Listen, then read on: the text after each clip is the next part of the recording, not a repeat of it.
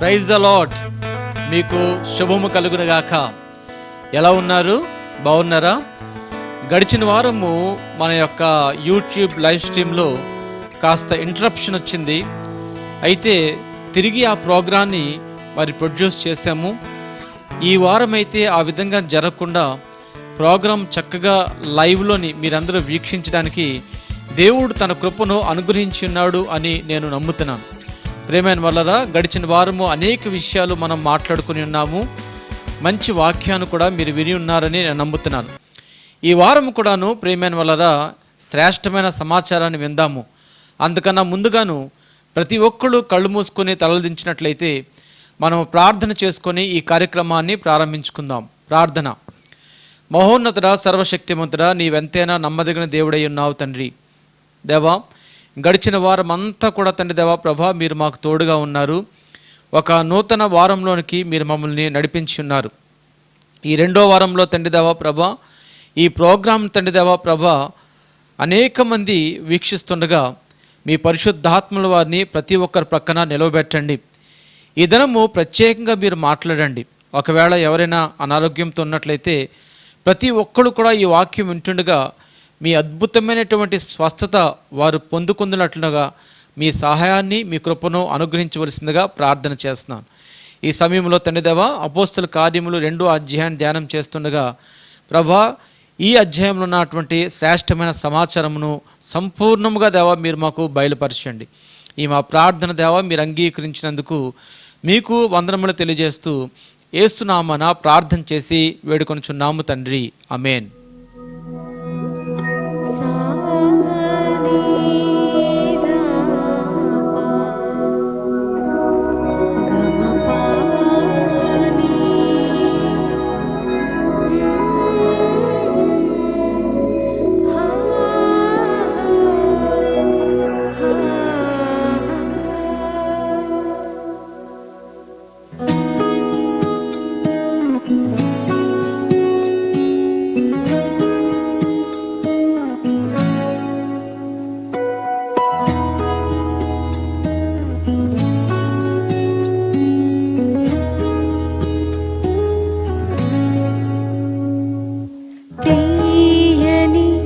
స్వరాలతో నా మనసే నిండెను,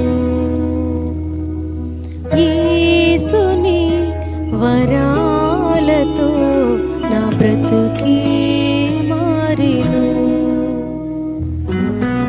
భావమధురిమ ఉప్పొంగెను, రాగసుధలతో భాసిల్లెను.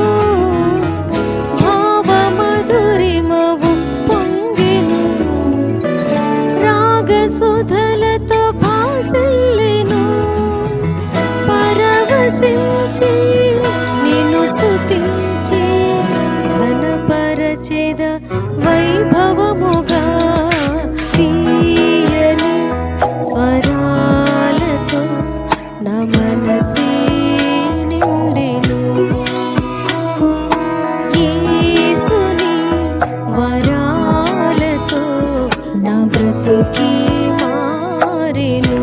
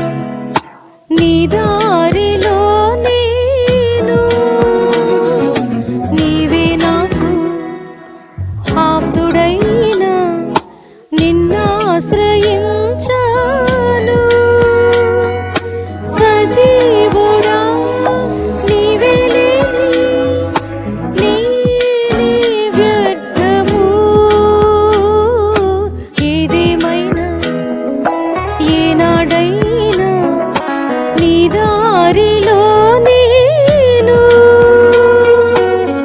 యేసుతో రాజ్యము చేసే భాగ్యము నాకు దొరికే కనికరము తనువు పరవశము తీయని స్వరాలతో నా మనసే నిండెను యేసుని వరాలతో నా బ్రతుకే మారెను.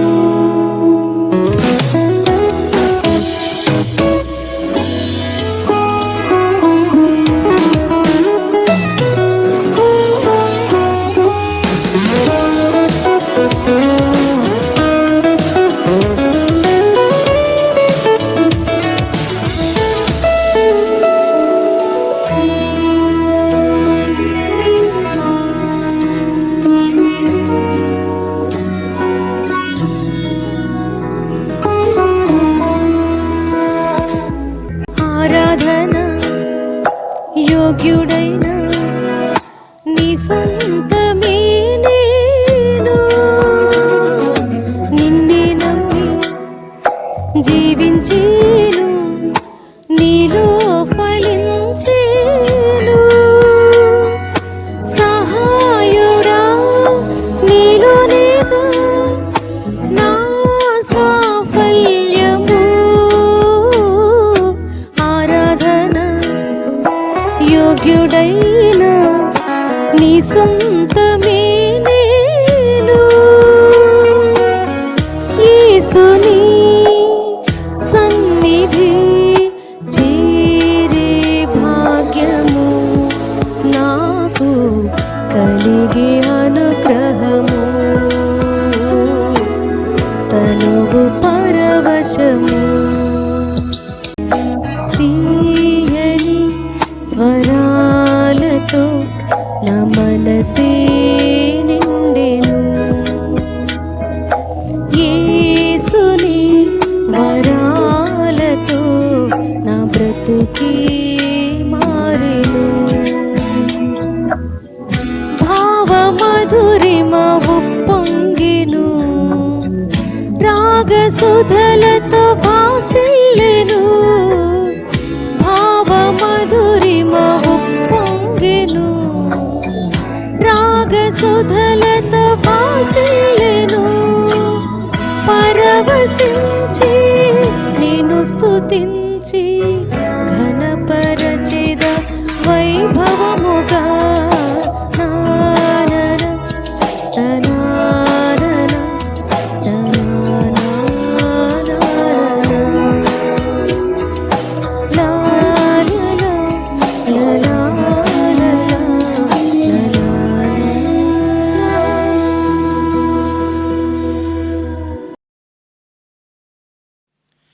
పాట విన్నారు కదా, మంచిది.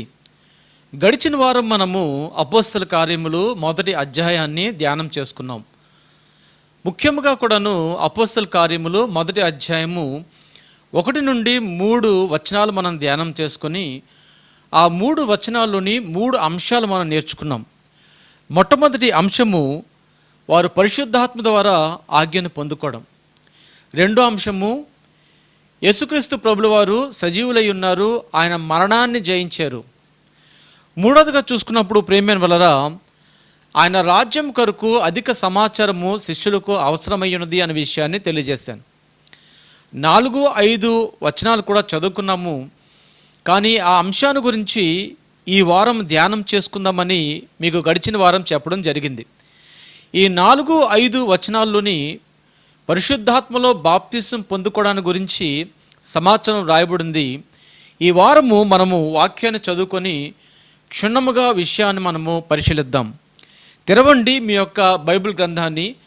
అపోస్తల కార్యములు 2వ అధ్యాయంలో నుండి 1వ వచనం నుంచి 13 వచనాలు చదువుకొని మన వాక్యాన్ని ధ్యానం చేసుకుందాం. పెంతెకొస్తను పండుగ దినమున వచ్చినప్పుడు అందరూ ఒక చోట కూడి ఉండిరి. అప్పుడు వేగముగా వీచు బలమైన గాలి వంటి ఒక ధ్వని ఆకాశం నుండి అకస్మాత్తుగా వారు కూర్చుండి ఉండిన ఇల్లంతయు నిండెను. మరియు అగ్ని జ్వాలల వంటి నాలుకలు విభాగింపబడినట్టుగా వారికి కనబడి వారిలో ఒక్కొక్కరి మీద వ్రాలగా అందరూ పరిశుద్ధాత్మతో నిండిన వారై ఆ ఆత్మ వారికి వాక్శక్తి అనుగ్రహించుకొలది అన్య భాషలతో మాట్లాడసాగరి.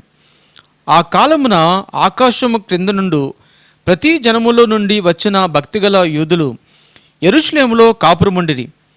ఈ శబ్దము కలుగ్గా జనులు గుంపులుగా కూడి వచ్చి ప్రతి మనుష్యుడు తన తన స్వభాషతో వారు మాట్లాడి విని కలవరపడిరి. అంతటా అందరూ విభ్రాంతి నొంది ఆశ్చర్యపడి, ఇదిగో మాటలాడుచున్న వీరందరూ గల్లీలు కారా? మనలో ప్రతివాడును తాను పుట్టిన దేశపు భాషతో వీరు మాట్లాడుట మనము వినుచున్నామే. ఇదేమి? పార్థీయులు, మాదీయులు, ఎలామీయులు, మెసొపొతేమియా, యోదయ, కప్పదోకియా, పొంతు, ఆసియా, ఫ్రుగ్రియా, పంపులియా, ఐగుప్తు అను దేశములందరి వారు, కురేను దగ్గర లిబియా ప్రాంతముయందు కాపురమున్న వారు, రోమా నుండి పరవాసులుగా వచ్చిన వారు, యూదులు, యోధమత ప్రవిష్టులు, కేత్రియులు, అరేబియులు మొదలైన మనమందరమును వీరు మన భాషతో దేవుని గొప్ప కార్యములు వివరించుట వినుచున్నామని చెప్పుకొనిరి. అందరూ విభ్రాంతి నుండి ఎటూ తోచక ఇదేమగునో అని ఒకరితో ఒకడు చెప్పుకొనిరి. కొందరైతే వీరు కొత్త మద్యముతో నిండి ఉన్నారని అపహాస్యము చేసిరి. ప్రేమైన వల్లరా, చదువుకున్న వాక్యాన్ని మనము పరిశీలించినట్లయితే, ఎప్పుడైతే పెంతెకోస్తు పండుగ దినం వచ్చిందో ఆ మేడగది మీద ఉన్న వారందరూ కూడాను పరిశుద్ధాత్మ ద్వారా వారు నింపబడ్డారు. అంతేకాకుండాను వాక్శక్తి వారికి అనుగ్రహించి కొలది కూడాను వారు అన్య భాషలతో వారు మాట్లాడడము ప్రారంభించారు. అయితే దాదాపుగా 15 దేశాల నుండి వచ్చినటువంటి భక్తిగల యూదులు ఎప్పుడైతే వీరు అన్య భాషలతోనూ, అంటే వారు స్వదేశ భాషలతోనూ వీరు మాట్లాడడం విన్నారో వీరందరూ కూడాను విభ్రాంతి నొంది ఇదేమగునో అని ఒకరితోనొకరు చెప్పుకొనిరి అని మాట మనము చదివాం 2వ అధ్యాయము 12వ వచనములో. చాలామంది పెంతెకోస్తు అనగా ఆది అపోస్తుల సంఘంలోని శిష్యులు ఏ విధంగా అయితే ఆత్మపూర్ణులు అయ్యారో, ఏ విధంగా అయితే అన్య భాషలు మాట్లాడారో అదే పెంతెకోస్తు అని అంటూ ఉంటారు. కొంతమంది అయితే సూటిగా ప్రశ్నిస్తుంటారు, నువ్వు ఎప్పుడైనా సరే పరిశుద్ధాత్మతో బాప్తిసం పొందుకున్నావా అని అడుగుతుంటారు. లేదండి, నాకు అటువంటి అనుభవం లేదండి అన్నట్లయితే వారు మనల్ని భాషలతో మాట్లాడేలాగా కన్విన్స్ చేస్తూ ఉంటారు. అయితే ఇక్కడ ఒక ప్రశ్న మనం వేసుకోవాలి. అసలు పెంతెకోస్తు అంటే ఏంటి? దేవుడు ఎందుకు పెంతెకోస్తు పండుగ దినాన్నే తన ఆత్మను వారికి ఇవ్వాలని నిర్ణయించుకున్నాడు అన్నది చాలా ప్రాముఖ్యమైనటువంటి ప్రశ్న. ఈరోజు ప్రియమైన వల్లరా, మన వాక్యాన్ని చాలా జాగ్రత్తగా చదువుకొని కొన్ని విషయాలు మనం నేర్చుకుందాం. ఈ అపోస్తుల కార్యములు 2వ అధ్యాయంలోని అంశాలు మనం తెలుసుకోవడానికి ముందుగాను దీనికి మూలమైనటువంటి అపోస్తుల కార్యములు 1వ అధ్యాయము 4 నుంచి 8 వచనాలు ఒక్కసారి మీ అందరికి కూడా నేను చదివి వినిపించాలని ఆశపడుతున్నాను.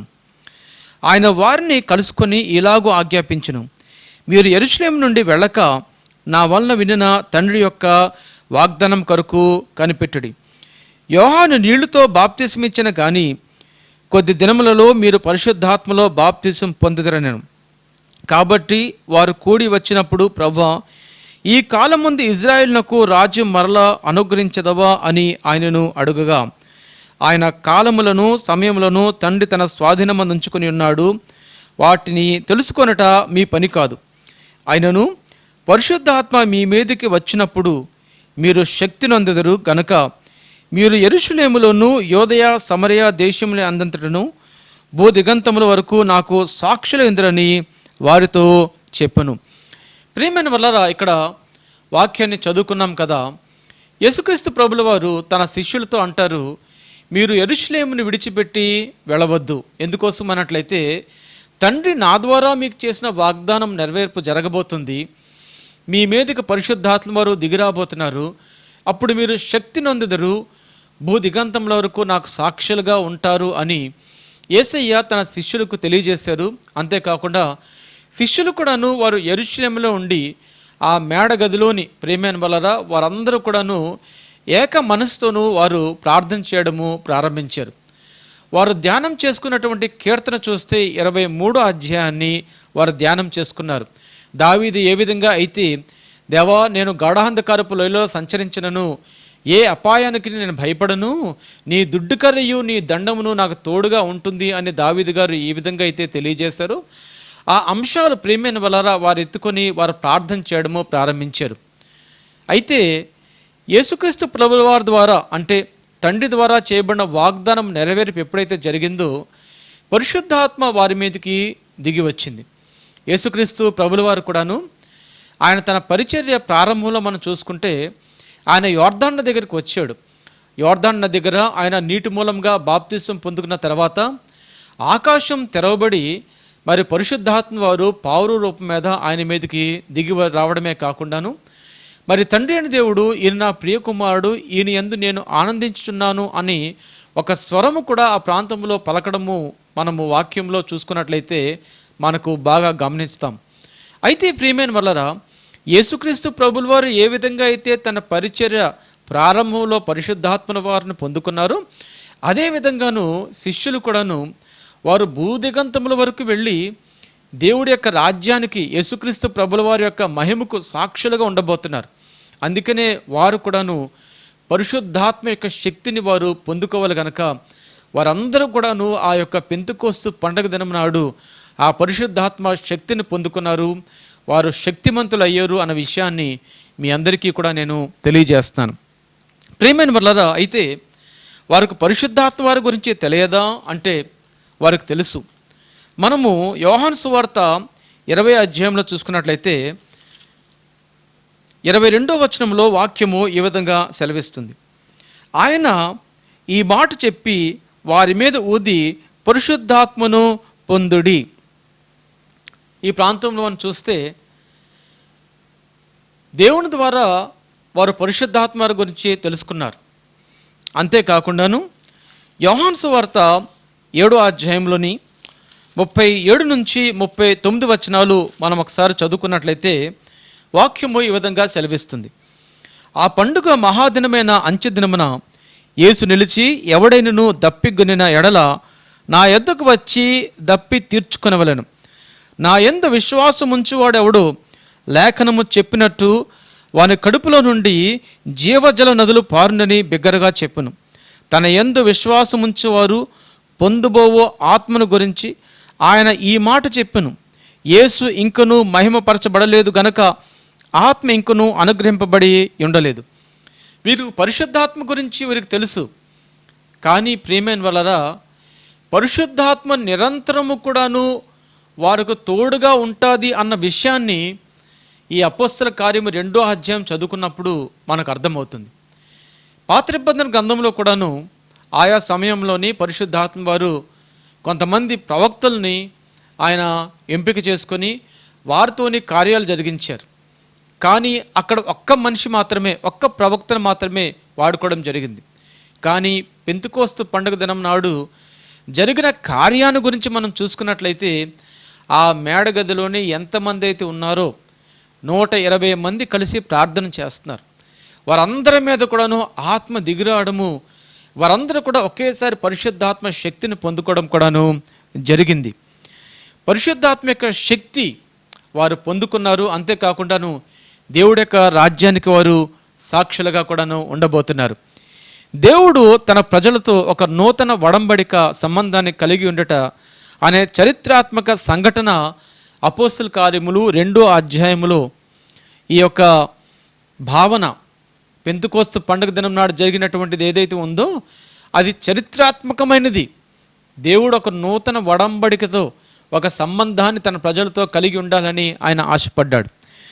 దేవుడు తన సంఘమును ఆత్మ ద్వారా బలపరిచి తన నామమును సర్వలోకములో ఘనపరచుటకు పెంతెకోస్తు యొక్క పండగ దినాన్ని ఆయన తీసుకున్నాడు. పెంతెకోస్తు పండగ దినం యొక్క ముఖ్య ఉద్దేశం కూడాను అది అయ్యున్నదని విషయాన్ని ఎవరు కూడా మర్చిపోద్దు. ప్రియమైన వల్లరా సముద్రము నీళ్లతో నింపబడి ఉంటుంది. దేవుడి యొక్క ప్రణాళిక చూడండి. ఆయన ప్రణాళిక ఏంటి అన్నట్లయితే ఆయన ఆత్మ కూడాను సర్వలోకములో కూడా నింపబడాలి. ఆయన పరిశుద్ధాత్మ సర్వలోకములో నింపబడాలి. ఎంతమంది అయితే ఆ పరిశుద్ధాత్మను కోరుకున్నారో వారందరూ కూడా దేవుడి యొక్క ఆత్మను పొందుకోవాలి అన్నది దేవుడి యొక్క ప్రణాళిక అయ్యింది. సరే, అయితే ఇప్పుడు ఈ యొక్క పెంతుకోస్తు పండగ గురించి మనం ఆలోచన చేద్దాం. అసలు దేవుడు ఎందుకు పెంతుకోస్తు పండగ దినాన్ని తన ఆత్మను ఇవ్వాలి అని ఆయన ఆలోచన చేశాడు? ఎందుకు పెంతుకోస్తు పండగ దినం నాడే వారి మీదకి ఆత్మ దిగి వచ్చింది? ఇది చాలా ప్రాముఖ్యమైనటువంటి ప్రశ్న. నెమ్మదిగా మనము వచనం వెంబడి వచనం చదువుకొని మనం ముందుకు వెళ్దాం. వాక్యము ఏమని సెలవిస్తుంది అన్నట్లయితే ప్రియమైన వాళ్ళారా, 2వ అధ్యాయంలో చూసుకున్నట్లయితే అంటాడు, పెంతుకోస్తు పండగ దినమున వచ్చినప్పుడు అందరూ ఒక చోట కూడి ఉండిరి. అప్పుడు వేగముగా వీచు బలమైన గాలి వంటి ఒక ధ్వని ఆకాశం నుండి అకస్మాత్తుగా వారు కూర్చుండి ఉన్న ఇల్లంతయు నిండెను. ఇక్కడ చూస్తే 2 విషయాలు. పెంతుకోస్తు పండగ దినం నాడు వారు కూడి ఒక ప్రాంతాన్ని ఉన్నారు. అయితే బలమైనటువంటి వేగముగా వీచే బలమైనటువంటి గాలి వంటి ఒక ధ్వని ఆకాశం నుండి అకస్మాత్తుగా వారు కూర్చుండి ఉన్న ఇల్లంతా కూడాను నింపబడింది అనే విషయాలు మనం చూస్తాం. పెంతుకోస్తు పండగ దినాన్ని ఎందుకు ఏర్పాటు చేసుకున్నాడు అని ఆలోచన చేస్తున్నప్పుడు 2 విషయాలు అర్థమయ్యాయి.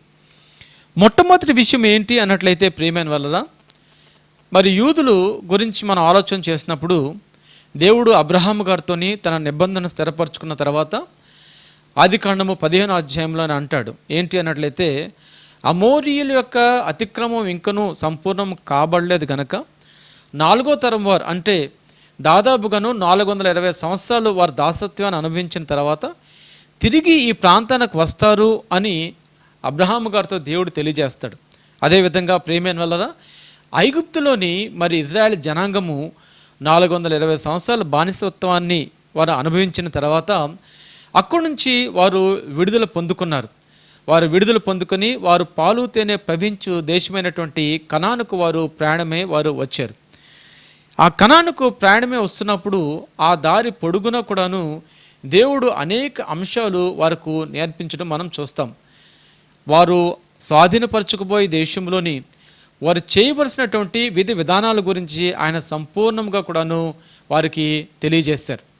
అయితే ఆ తెలియజేస్తున్నప్పుడు కూడాను కొన్ని పండగల గురించి లేవియా కాండంలోని ద్వితీయోపదేశ కాండంలో కూడాను నిర్గమ కాండంలో కూడాను వారికి స్పష్టత దేవుడు ఇవ్వడం కూడా మనము చూస్తాం. ఈ పెంతుకోస్తు పండగ దినము ఏదైతే ఉందో ప్రియమైన వలన ఈ పండగ దినాన్ని గురించి మనం సమాచారం తెలుసుకుంటున్నాం. ఎందుకు ఆ దినాన్ని నాడు ఆత్మ అనుగ్రహించబడి ఉంటుంది అన్న విషయాన్ని మనం విశ్లేషిస్తున్నాం. దానికి 2 కారణాలని చెప్పాను. ఓకే, ఈ జనాంగము ఎప్పుడైతే దేవుడి యొక్క జనాంగము వారు ఐగుప్తు నుంచి పాలు తేనె ప్రవహించే దేశమైనటువంటి కనానుకు వచ్చిన తర్వాత వారు స్థిర నివాసం ఏర్పాటు చేసుకున్న తర్వాత వారు ఎప్పుడైతే దేవుడికి వ్యతిరేకముగా వారు పాపం చేయడం ప్రారంభించారో దేవుడు వారి శత్రువుల చేతికి వారిని అప్పగించాడు. యెరూషలేము మీదకి అనేక మంది రాజులు దండెత్తి వచ్చారు. యూదులు ఎప్పటికప్పుడు చెల్లాచెదరైపోతూ వస్తున్నారు. అర్షూరు రాజులు మనం చూస్తాం, బబులోను రాజులు మనం చూస్తాం, మాదీ పారసీకుల యొక్క రాజులు మనం చూస్తాం. ఈ రాజుల పరిపాలన కాలంలో ఏం జరిగింది అన్నట్లయితే యెరూషలేము సమూల నాశనం కాబడమే కాకుండాను యూదులు కూడాను అనేక ప్రాంతాలకు వారు చెల్లాచెదరైపోయారు. కానీ ప్రియమైన వాళ్ళారా, వారందరికీ కూడా తెలిసినటువంటి ఒక మహా పండుగ ఒకటి ఉంది. ఆ పండుగ ఏంటి అన్నట్లయితే పస్కా పండుగ. ఈ పస్కా పండుగ చేసుకోవడానికి వారు ఇతరాత్ర ప్రాంతాల నుండి యెరూషలేముకి వారు రావడము అన్నది ఎప్పటి నుంచో వారికి ఆచారంగా ఉంది. దాదాపుగాను వారు ఇతర దేశాల్లోని వారు స్థిర నివాసం ఏర్పాటు చేసుకున్నారు.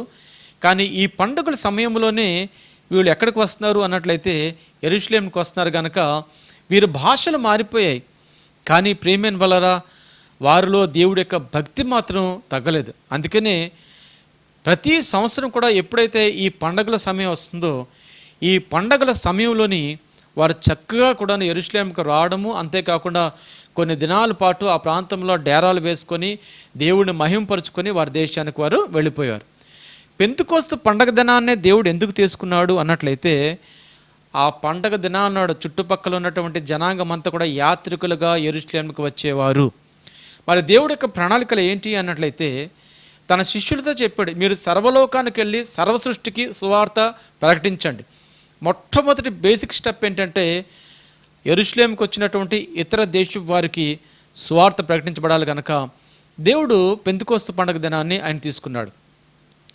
ఈ పెంతెకోస్తు పండుగ దినం ఏదైతే ఉందో ప్రియమైన వల్లరా, చాలా జాగ్రత్తగా మనము గమనించుకున్నప్పుడు, ఈ పెంతెకోస్తు పండుగ దినం నాడు కొన్ని కార్యాలు వారు చేస్తూ వచ్చారు. దాదాపుగాను 3 పండుగలు కలిపి వస్తూ ఉంటాయి. 3 పెద్ద పండుగలు ఉన్నాయి. దాంట్లోని పులియని రొట్టెల పండుగ ఒకటి, పస్కా పండుగ ఒకటి, ఆ తర్వాత ఈ పెంతెకోస్తు పండుగ ఒకటి. ఈ పండుగలు కలిసి రావడం వలన చాలామంది యాత్రికులు ఆయా ప్రాంతాల నుంచి వారు వచ్చేవారు. అయితే ప్రియమైన వలన మొట్టమొదటిది ఏంటి అన్నట్లయితే, సువార్త ఇతరులకు ప్రకటించబడాలి. రెండవది, పెంతెకోస్తు పండగ దినం ఎప్పుడు ప్రారంభించబడుతుంది అన్నట్లయితే, ప్రథమ ఫలముల పంట దగ్గర నుంచి ప్రారంభించబడుతుంది.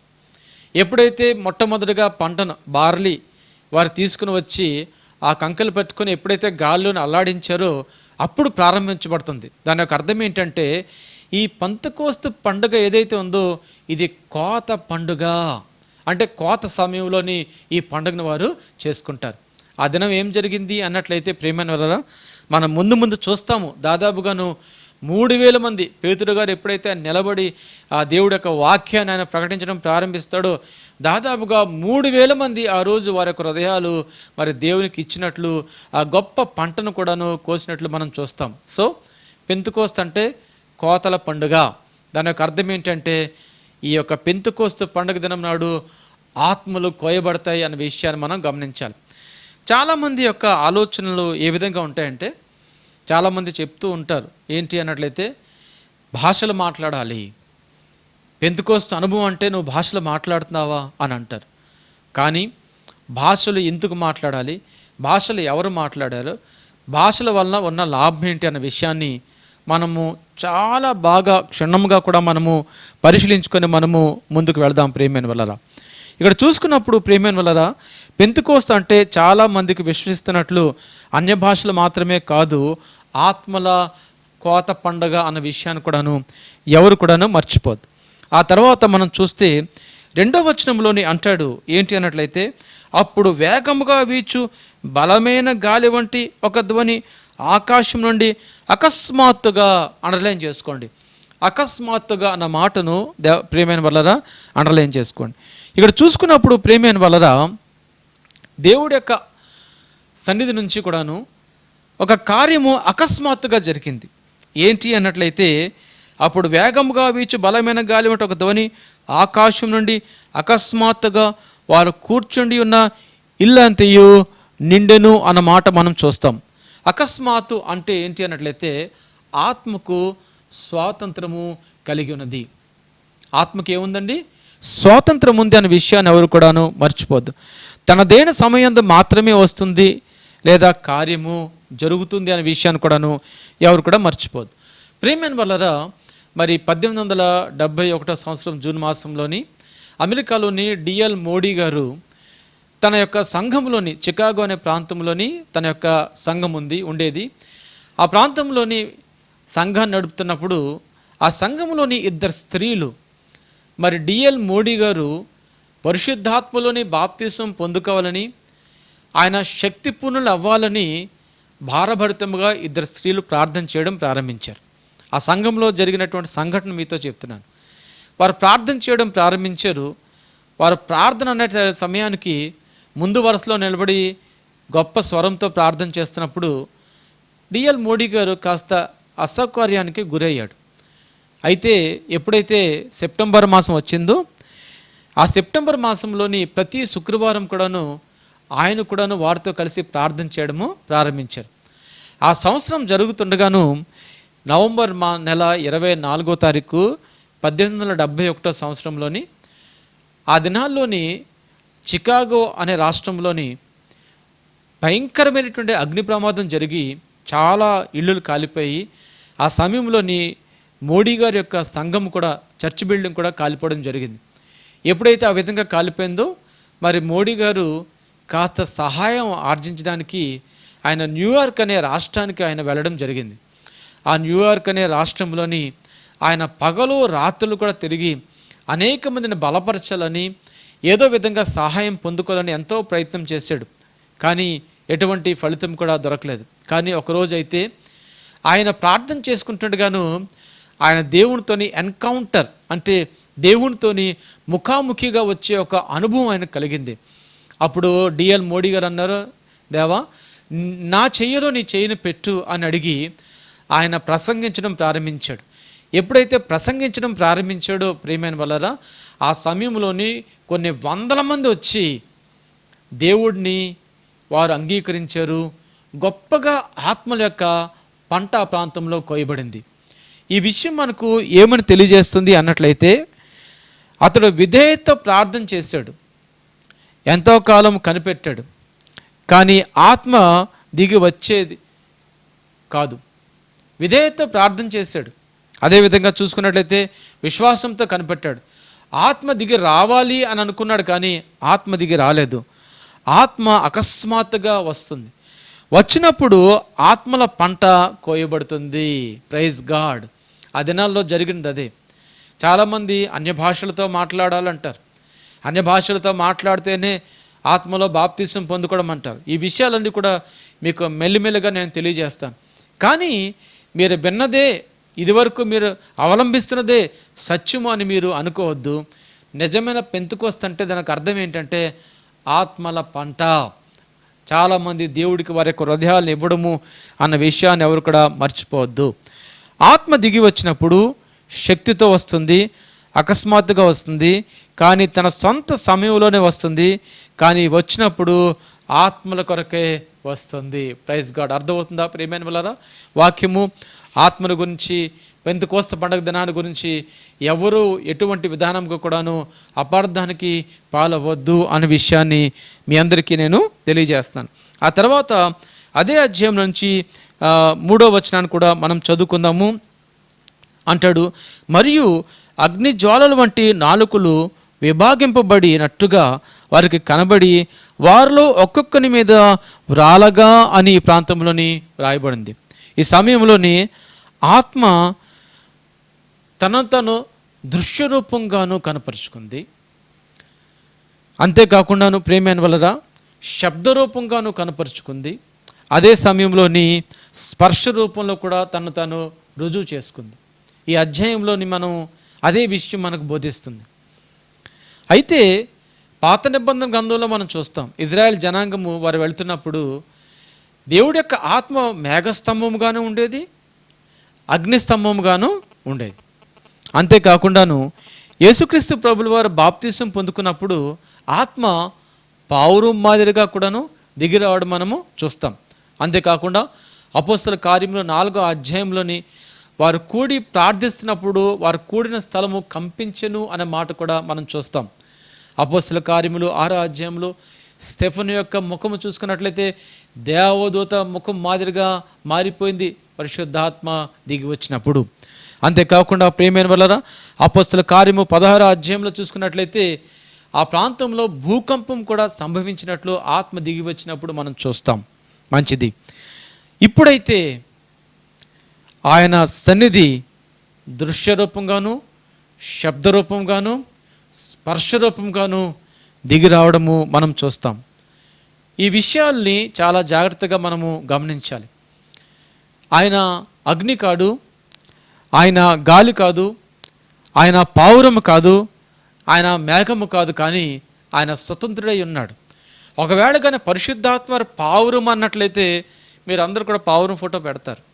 పరిశుద్ధాత్మ అగ్ని అన్నట్లయితే మీరందరూ కూడా అగ్ని ఫోటోను పెడతారు. పరిశుద్ధాత్మ పలానా మేఘస్తంభం అన్నట్లయితే ఒక మేఘాన్ని మీ యొక్క ఇంట్లో పెట్టుకుంటారు.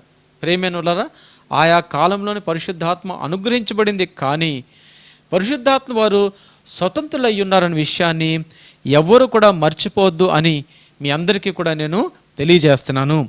ఆ తర్వాత అంటాడు ఏంటి అన్నట్లయితే, అందరూ పరిశుద్ధాత్మతో నిండిన వారే ఆ ఆత్మ వారికి వాక్శక్తి అనుగ్రహించకూడది అన్య భాషలతో మాట్లాడసాగరి. కిందన మనం చూసుకున్నట్లయితే నాకు ఒక విషయం అర్థం కాలేదు. ఏంటంటే లూకా గారు ఈ విషయాన్ని రాస్తున్నప్పుడు దాదాపుగా 15 భాషల గురించి ఎందుకు రాశాడు? పరిశుద్ధాత్మ వారి మీద దిగి వచ్చింది.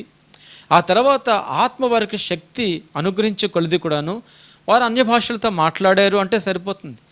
కానీ చూస్తే దాదాపుగా 15 దేశం వాళ్ళ ప్రాంతంలో ఉన్నారు, 15 భాషలతో వారు మాట్లాడారు అని ఒక్కొక్క దేశం గురించి లూకా గారు స్పష్టంగాను కూడాను ఆయన వ్రాయడం మనం చూస్తాం. ఏంటి అన్నట్లయితే ప్రియమైన వల్ల అక్కడ చూసుకున్నప్పుడు మరి నేను ఇదివరకు చెప్పాను, చెదిరిపోయినటువంటి యూదులందరూ కూడాను ఈ పండుగ సమయంలో యాత్రికులుగాను యెరూషలేముకు వస్తారు అని నేను మీ అందరికీ కూడా నేను తెలియజేశాను. అయితే అంటాడు ఇక్కడ, ఆ కాలమున 5వ వచనములోని ఆకాశం క్రింద నుండి ప్రతి జనము నుండి వచ్చిన భక్తిగల యూదులు యెరూషలేములో కాపురం ఉండిరి. భక్తిగల యూదులు అండర్లైన్ చేసుకోండి. ఆ కాలంలో ఆకాశం క్రింద నుండి ప్రతి జనం నుండి వచ్చిన భక్తిగల యూదులు యెరూషలేములో కాపురం ఉండిరి. వీరి భక్తి ఏంటి అన్నట్లయితే మెస్సయ్య వచ్చాడు అని వారికి ఇంకా తెలియలేదు. మెస్సయ్య రాబోతున్నాడు అని మాత్రమే వారు యెరూషలేముకి వచ్చేవారు. యెరూషలేముకి పండగ సమయంలో వచ్చేవారు. వారు చెల్లించుకోవలసినటువంటి మొక్కుబడులు వారు చెల్లించుకునేవారు. వారు పస్కాని ఆచరించేవారు. వారు పెంతెకొస్తు పండగ దినాన్ని వారు ఆచరించేవారు. కానీ ప్రియమైన వలరా మెస్సయ్య యేసుక్రీస్తు ప్రభుల వారు ఆయన వచ్చి ఉన్నాడు. ఆయన రావడమే కాకుండా ఆయన 3.5 సంవత్సరాలు ఆయన పరలోక రాజ్యాన్ని గురించి ఆయన సాక్ష్యం చెప్పి అనేక అద్భుతాలు ఆశ్చర్యకార్యాలు జరిగించి గొప్ప ప్రసంగాలు చేసి అనేక మందికి బలపరిచి ఆయన శిలువ మరణం పొందుకున్నాడు అనే విషయం మాత్రము వారికి తెలియదు. అంతేకాకుండాను ఆయన పరలోకానికి ఆరోహణమై వెళ్ళి ఉన్నాడు అనే విషయం కూడా వారికి తెలియదు. కానీ వారి భక్తిపరులు వారు దేనికోసం వచ్చారు అన్నట్లయితే పండగల కోసం వారు వచ్చి ఉన్నారు అనే విషయాన్ని ఎవరు కూడా మర్చిపోదు. ఇక్కడ చూస్తే ఒక విషయాన్ని చదివి మనం ముందుకు వెళ్దాం. అంటాడు, ఆ కాలమున ఆకాశం క్రింద నుండి ప్రతి జనములో నుండి వచ్చిన భక్తిగల యూదులు. ఆత్మ ఎందుకు ఇవ్వబడింది అన్నట్లయితే వారు సర్వలోకానికి వెళ్ళి సర్వ సృష్టికి స్వార్థ ప్రకటించాలి. ఎప్పుడు ప్రకటించగలరంటే వారు ఎప్పుడైతే శక్తిని పొందారో అప్పుడు మాత్రమే ప్రకటించగలరు. ఈ శబ్దము కలుగుగా జనులు గుంపులుగా కూడివచ్చి ప్రతి మనుష్యుడు తన తన స్వభాషలో వారు మాట్లాడి విని కలవరపడిరి. ఎందుకంటే ఇక్కడ అంటాడు, అంతటా అందరూ విభ్రాంతి నుండి ఆశ్చర్యపడి ఇదిగో మాట్లాడుచున్న వీరందరూ గలిలయులు కారా? అదేంటది? వీరి భాష ఏంటి? వీరు మాట్లాడుతున్నటువంటి మాటలు ఏంటి? అసలు వాళ్ళు ఈ దేశం వారే కదా, వారు గలిలయే కదా, వారు మాట్లాడితే హిబ్రూ భాషను మాట్లాడాలి. కానీ ఇదేంటిది? దాదాపుగా మన భాషలన్నీ కూడాను దాదాపుగా 15 భాషలు వీరు మాట్లాడుతున్నారు. వీళ్ళు ఈ విధంగా మాట్లాడడం ఏంటి అని వారు కలవరం చెందారు. వారు కలవరపడ్డారు. ఆ తర్వాత అంటారు, మనలో ప్రతివాడును తాను పుట్టిన దేశపు భాషలో వీరు మాట్లాడట మనం వినుచున్నామే, ఇదేమీ అని వారిలో వారు ప్రశ్నించుకోవడం మొదలుపెట్టి అంటాడు, పార్దీయులు, మాదీయులు, ఎలామీయులు, మెసొపొతేమియా, యోదయ, కప్పదోకియా, పొంతు ఆసియా, ఫ్రుగియా, పంఫూలియా, ఐగుప్తు అనే దేశములందు వారు, కురేనియా దగ్గర లిబియా ప్రాంతం వారు, క్రాపురం ఉన్నవారు, రోమా నుండి పరవాసులుగా వచ్చిన వారు, యూదులు, యోధా మత ప్రవిష్టులు, కేత్రియులు, అరాబీయులు మొదలైన మనమందరమును వీరు మన భాషలతో దేవుని గొప్ప కార్యములు వివరించుట వినుచున్నామని చెప్పుకొనిరి. పెంతెకొస్తు పండగ దినం నాడు వారికి అనుగ్రహించబడిన ఆత్మ ఎందుకొరకు అన్నట్లయితే దేవుడి యొక్క నామము అన్యుల మధ్య మహిమపరచబడాలి. అందుకొరకు మాత్రమే వారికి ఆత్మశక్తి అనుగ్రహించబడింది, వాక్శక్తి అనుగ్రహించబడింది అనే విషయాన్ని ఎవరు కూడాను మర్చిపోదు. ప్రియమైన వాళ్ళారా, మరి చూసుకున్నప్పుడు ఈ యొక్క భాషల గురించి వీరు మాట్లాడడం చూస్తే నాకు ఒక విషయం అర్థమవుతుంది. ఏంటి అన్నట్లయితే మనందరికీ తెలుసు, ఆదికాండము 10వ అధ్యాయంలోని వారందరూ కలిసి ఆ దినాల్లో ఉన్న వాళ్ళందరికీ ఒకే భాష ఉండేది. వాళ్ళందరూ కలిసి ఏం చేశారంటే బాబేలు అనే గోపురాన్ని కట్టే ప్రయత్నం వారు చేశారు. వారు ఎప్పుడైతే ఆ ప్రయత్నం చేశారో వారి మీదకు తీర్పు దిగి వచ్చింది. ఏ విధంగా దిగి వచ్చింది అన్నట్లయితే ఆ బాబేలు గోపురం ఏదైతే ఉందో ప్రేమల వల్ల అలా కట్టుచుండగాను వారి మధ్యకు దేవుడు దిగి వచ్చి వారి యొక్క భాషలను తారుమారు చేశాడు. అప్పుడు ఏమైంది అన్నట్లయితే వారు మాట్లాడుతున్న భాష పక్క వాళ్ళకి అర్థం కాలేదు. వెంటనే ఏం జరిగింది అన్నట్లయితే ఎవరెవరైతే వారి భాషలో మాట్లాడుతున్నారో వాళ్ళందరూ కూడా ఒక పక్కకు చేరి భూమి యొక్క నలుదిశలు కూడా వారు దేవుడు చెదరగొట్టాడు.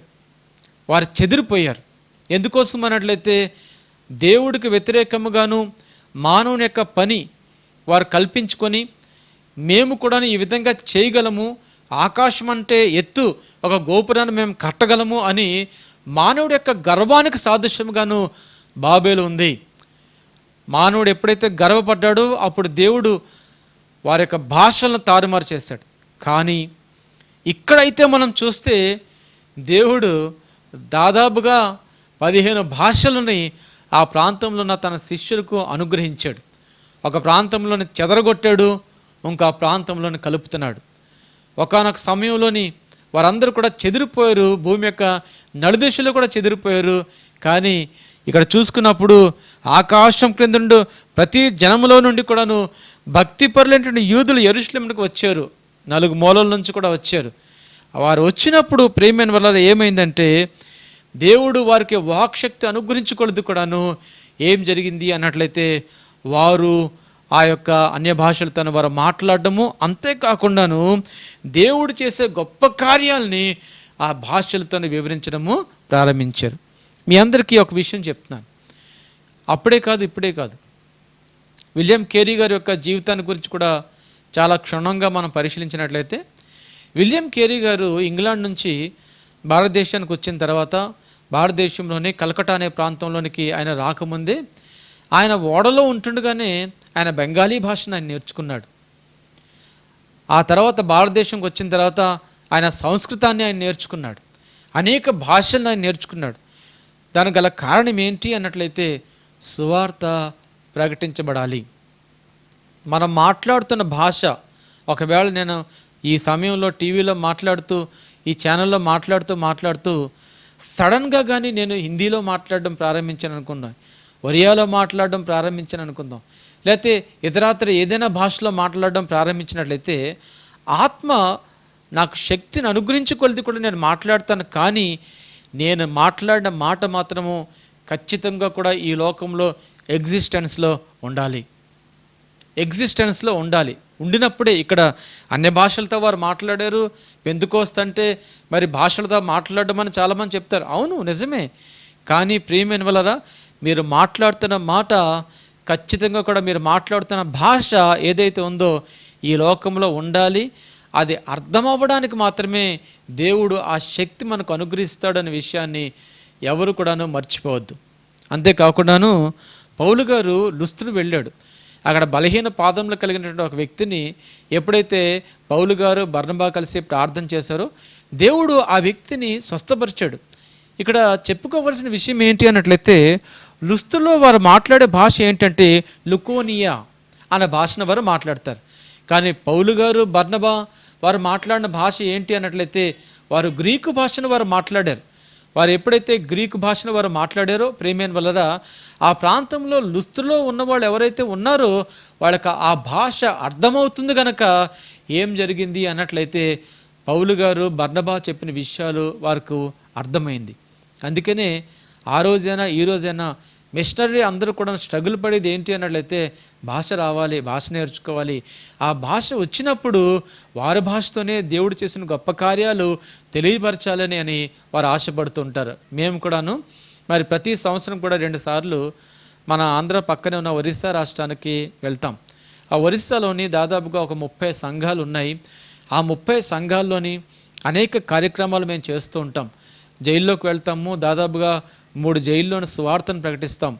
ఇవన్నీ కూడా ఎందుకు చేస్తామంటే బేసికల్గా నేను మీ అందరికీ చెప్తాను, నాకు ఒరియా వచ్చు, నాకు హిందీ వచ్చు. నాకు ఎప్పుడైతే ఈ 2 భాషలు కూడా వచ్చో ఒరిస్సాలోని నేను పుట్టి పెరిగాను కనుక ఆ భాష నాకు వచ్చి కనుక ఆ ప్రాంతానికి వెళ్ళి సువార్త ప్రకటించినప్పుడు దేవుడి యొక్క గొప్ప కార్యాలు ఆ ఒరియా భాషలోని ప్రకటించడం అన్నది నాకు చాలా సంతోషాన్ని కలగజేస్తుంటుంది. ఒకవేళ ఏదైనా పదం నాకు రాకపోయినా పక్క వాళ్ళని ఇంగ్లీష్లో అడిగి నేను ఆ పదాన్ని నేను తెలుసుకుంటూ ఉంటాను. ప్రియమైన వలన దేవుడు అన్య భాషలు ఎందుకు ఇస్తాడు అన్నట్లయితే ఎవరైతే దేవుడిని తెలుసుకోలేని వారు ఉన్నారో వారి భాషలో మాట్లాడే శక్తి దేవుడు అనుగ్రహించినప్పుడు దేవుడు చేసే గొప్ప కార్యాలు వారికి వివరించబడుతుంది. అంతేకాకుండాను వారి జీవితంలోని యేసుక్రీస్తు ప్రభుల వారిని వారు తెలుసుకొని వారు కూడా దేవుడిని మహిమపరచడానికి అవకాశం ఉంది కనుక వారు మాట్లాడతారు అనే విషయాన్ని ఎవరు కూడాను మర్చిపోదు. ఈ ప్రాంతంలో అంటాడు ఏంటి అన్నట్లయితే, ఈ ప్రాంతంలోని 12వ వచనంలో చూసుకున్నట్లయితే అంటాడు, అందరూ విభ్రాంతి నొంది ఎటు తోచక ఇదేమగును అని ఒకరితోనొకటి చెప్పుకొనిరి. కొందరైతే వీరు కొత్త మద్యముతో నిండి ఉన్నారని అపహాస్యము చేసిరి. నిజమే, వారు చూస్తే ఆత్మపూర్ణులై వారు మాట్లాడడం ప్రారంభించారు. ఇక్కడ చూసుకున్నట్లయితే కొంతమంది దాన్ని అపహాస్యం చేశారు. అవును ప్రేమైన వాళ్ళరా, ఒకవేళ కానీ నువ్వు పరలోక రాజ్యం సంబంధించిన భాషలు కానీ నువ్వు మాట్లాడుతున్నట్లయితే ఆ భాషలకు అర్థం చెప్పేవాళ్ళు కూడా ఉండాలి. పౌలు గారు ముందు పత్రికల్లో మనం చూస్తాం, ఆయన క్లియర్ కట్గా కూడాను భాషల గురించి ఆయన వివరణ ఇచ్చడం జరిగింది. ఎవరు ఏ విధంగా కూడా కన్ఫ్యూజ్ అవ్వద్దు. ఒకవేళ కానీ నిజంగా నువ్వు దేవదూతల భాష కానీ దేవుడు నీకు అనుగ్రహించినట్లయితే, నువ్వు సంఘం మధ్య నిలబడి ఆ భాష మాట్లాడినట్లయితే దాని తాత్పర్యం చెప్పేవారు కూడా సంఘంలో ఉండాలి. లేకపోయినట్లయితే నువ్వు మాట్లాడుతున్న భాష ఏంటో ఎవరికీ అర్థం కాక వారు అపార్థం చేసుకునే ప్రమాదం ఉంది అనే విషయాన్ని మర్చిపోద్దు. భాషలు ఎవరికి ఇవ్వబడ్డాయంటే చాలా జాగ్రత్తగా మీరు గమనించాలి. భాషలు ఎవరికి ఇవ్వబడ్డాయి అన్నట్లయితే ఎవరైతే ఇంకనూ అన్యులు ఉన్నారో వారికి భాషలు ఇవ్వబడ్డాయి. ప్రవచనం ఎవరికి ఇవ్వబడింది అన్నట్లయితే ఎవరైతే సంఘంలో విశ్వాసులుగా ఉన్నారో వారికి ప్రవచనాలు ఇవ్వబడ్డాయి అనే విషయాన్ని ఎవరు కూడాను మర్చిపోద్దు. ఆ తదుపరి ప్రియమైన వల్లరా నేను ముగిస్తాను. ప్రకటన గ్రంథములోని అపోస్తలుడైనటువంటి యోహాను గారు 5వ అధ్యాయంలోని ఒక మంచి మాట ఆయన తెలియజేశాడు. దయించి మీ యొక్క బైబిల్ గ్రంథాలు తెరిచి ఒకసారి నేను చదువుతున్న వాక్యాన్ని జాగ్రత్తగా గమనించండి. అంటాడు, ఆ పెద్దలు నీవు ఆ గ్రంథమును తీసుకొని దాని ముద్రలను విప్పుటకు యోగ్యుడవు. నీవు వధించబడినవాడే నీ రక్తమిచ్చి ప్రతి వంశములోను ఆయా భాషలు మాట్లాడేవారిలోను ప్రతి ప్రజలోను ప్రతి జనములోను దేవుని కొరకు మనుషులను కొని మా దేవునికి వారిని ఒక రాజ్యముగాను యాజకులుగాను చేసితివి గనక వారు భూలోకమందు ఏలుదురని కొత్త పాట పాడుదరు. ప్రైజ్ గాడ్, హల్లెలూయా. ఈ ప్రాంతంలోని మన లిస్ట్ దేవుడు ఇచ్చాడు. ఏంటి అన్నట్లయితే అంటాడు, ఆయా భాషలు మాట్లాడువారు ప్రతి వంశములోను ప్రతి ప్రజలోను ప్రతి జనములోను దేవుని కొరకు మనుషులను కొని అన్న మాట ఉంది. అవును, ఈరోజు ప్రపంచంలో చూసుకున్నట్లయితే చాలామంది అంటే క్రైస్తవత్వము లేని ప్రాంతం లేదు.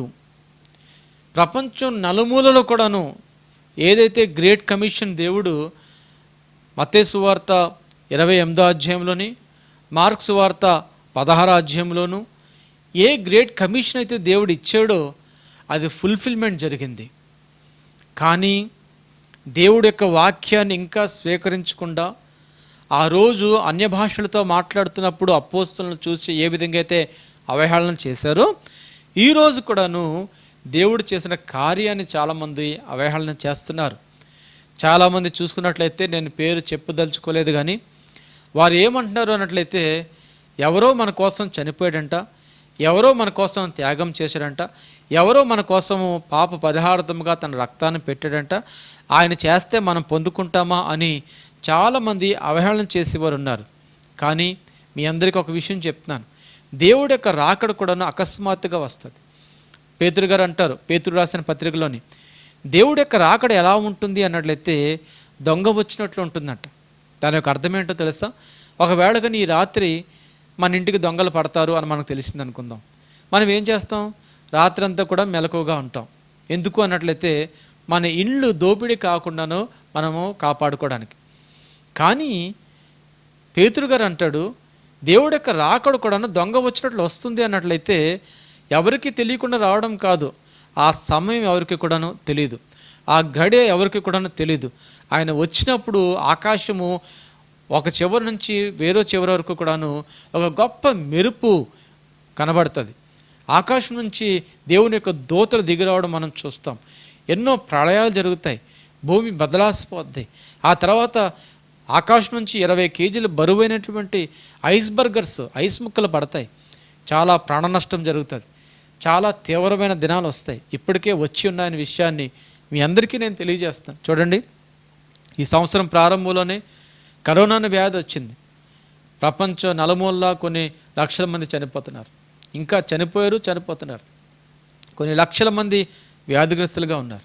ఈ మధ్యకాలంలో చూస్తే మరి విశాఖపట్నంలోని పాలిమర్స్ కంపెనీ నుంచి విషవాయువు లీక్ అయింది. చాలామంది నిద్రలోనే చనిపోయారు. చాలామంది అస్వస్థత ఉన్నారు. ప్రియమైన వాళ్ళరా, ఈ సంవత్సరం అంతా కూడాను మరి ఎంత భయంకరంగా ఉందో ఒకసారి ఆలోచన చేయండి. ఒకవేళ నిజంగా కానీ ఈ 2020 సంవత్సరంలోని యేసుక్రీస్తు ప్రభుల వారు తన యొక్క రెండో రాకడలో వచ్చినట్లయితే నువ్వు నిజంగాను ఆయన ఎదురవడానికి సిద్ధంగా ఉన్నావా? లేకపోయినట్లయితే ఆయన ఎదురు రాలేక నువ్వు చేస్తున్న పాపాన్ని బట్టి ఇంకా నువ్వు దాక్కోవాలని ప్రయత్నం చేస్తున్నావా? ఎన్ని రోజులు ఇస్తే, ఎన్ని నెలలు ఇస్తే, ఎన్ని సంవత్సరాలు ఇస్తే నిజమైన మారు మనసు పొందుకుంటావు? ఎంతకాలం చీకట్లోనూ మరణఛాయలను జీవిస్తావు? నేడే రక్షణ దినం అనే విషయాన్ని మర్చిపోవద్దు. దేవుడు తన ప్రణాళికలో భాగంగాను, తన యొక్క సువార్త భాగంగాను, తన యొక్క గ్రేట్ కమిషన్ గొప్ప ఆజ్ఞలో భాగంగాను తన ఏదైతే శిష్యులతో చెప్పాడో అది నెరవేర్పు జరిగింది. 2000 సంవత్సరాల క్రితము వారు మేడగదిలో ప్రార్థన చేస్తున్నప్పుడు మరి బలమైనటువంటి గాలి ఆ ప్రాంతంలో వీయడమే కాకుండా అకస్మాత్తుగా వారున్న గది అంతా కూడా నిండిపోయింది. ఆ తర్వాత పరిశుద్ధాత్మ వారి మీదకి దిగివచ్చింది. వారికి శక్తిని అనుగ్రహించే కొలది కూడాను వాళ్ళు అన్య భాషలతో వారు మాట్లాడడం ప్రారంభించారు. అటువంటి అనుభవం దేవుడు అందరికీ దయచేయాలని నేను దేవుని యొక్క సేవకునిగా కోరుకుంటున్నాను. ఎలా ఇస్తాడో అనుభవం అన్నట్లయితే నువ్వు ప్రతిరోజు ఉదయాన్నే 6 గంటలకు లెగిసి 1 గంట సేపు ప్రార్థన చేస్తే నువ్వు శక్తి పొందుకుంటావనో, లేకపోయినట్లయితే నువ్వు నిందారహితంగా జీవిస్తే శక్తి పొందుకుంటావనో, లేకపోయినట్లయితే నువ్వు నిజంగా కూడా గొప్పగా పాటలు పాడి అనేక ప్రాంతాలకు వెళ్ళి నువ్వు నిజంగా కూడా పరిచయం చేస్తే గొప్పగా పొందుకుంటావన్నది కాదు. కానీ దెర్ ఈజ్ గాడ్స్ టైమింగ్. దేవుడి యొక్క సమయం ఉంది. ఆ సమయంలో ఖచ్చితంగా కూడా దేవుడు అందరినీ ఫలింపజేస్తాడు. ముఖ్యంగా కూడాను పరిశుద్ధాత్మ అకస్మాత్తుగా దిగి వస్తుంది. పరిశుద్ధాత్మ వారు దిగి వచ్చినప్పుడు మనకి అద్భుతాలు మన మధ్యన జరగడం మనం చూస్తాం. అంతే తప్పితే మనం ఏదో గట్టిగా వాయిద్యాలు వాయించామని, గట్టిగా కేకలు వేసామని, లేకపోయినట్లయితే కొంత సంఘాల్లో చూసుకున్నట్లయితే గట్టిగా కొట్టేస్తుంటారు, డ్రమ్స్ కొట్టేస్తుంటారు. గట్టిగా కొట్టేసుకున్నట్లయితే కొంతమంది గట్టిగా అరుస్తూ ప్రారంభిస్తారు. ఇవన్నీ చేయడం వల్ల పరిశుద్ధాత్మ వారు దిగిరారు. ఏదో మనం పరిశుద్ధాత్మ వారిని ఇలా చేసి మన దగ్గర లాగేసుకుందాం అంటే అది జరిగే పని కాదు. కానీ ఆయనకు సమయం ఉంది. ఆయన అకస్మాత్తుగా వస్తాడు.